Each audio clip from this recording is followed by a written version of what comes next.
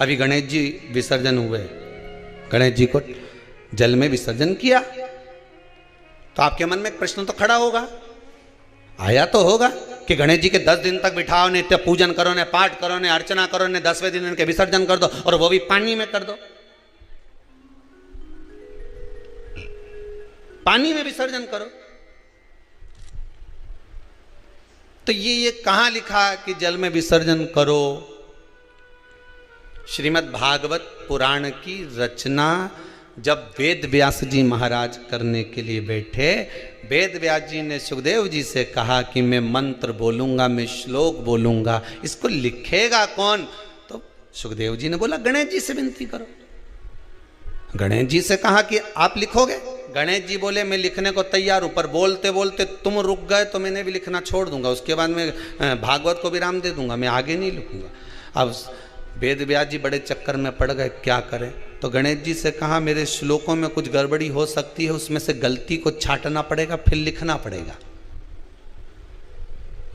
कितना सुंदर संबोधन श्री वेद व्यास जी ने कहा कि मैं जो श्लोक बोलूंगा आपको लिखने के लिए है, उसमें मैं कुछ गलती करूंगा, उस गलती को छांटना है, तब श्लोक लिखना है। क्यों कहा वेद व्यास जी ने ये बात? गणेश जी भगवान है, वेद व्यास जी कहते हैं मैं तो संसारिक मनुष्य हूं ना, गलती तो कर सकता हूं। गलती कौन करता है? जम के बोलो भगवान गलती करता है क्या?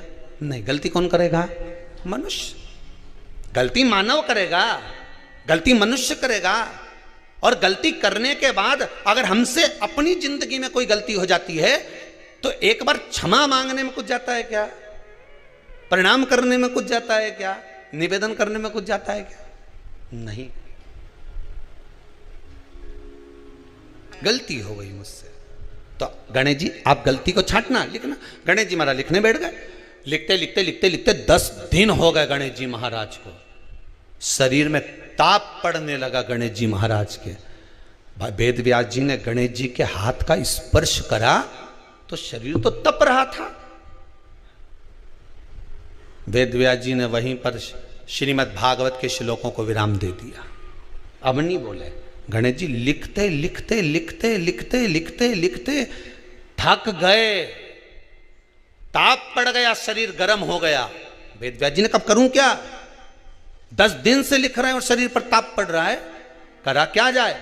उन्होंने गणेश जी का हाथ पकड़ा, उठाया और कहा चलो प्रभु हमारे साथ में।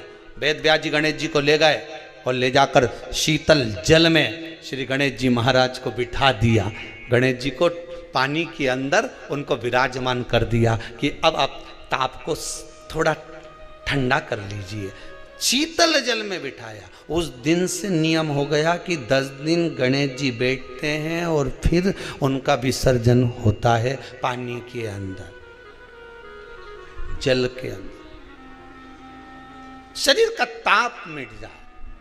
तो गणेश जी ने वचन दिया है वेद व्यास जी महाराज को, आपने मेरे ताप को मिटाने के लिए मुझे जल में बिठाया है।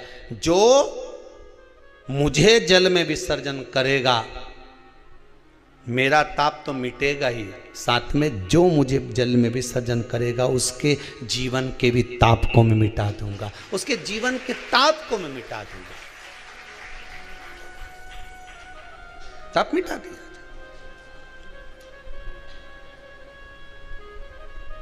पर करो गणेश जी का विसर्जन, मना नहीं है हो, पर अच्छे से करो रे हो।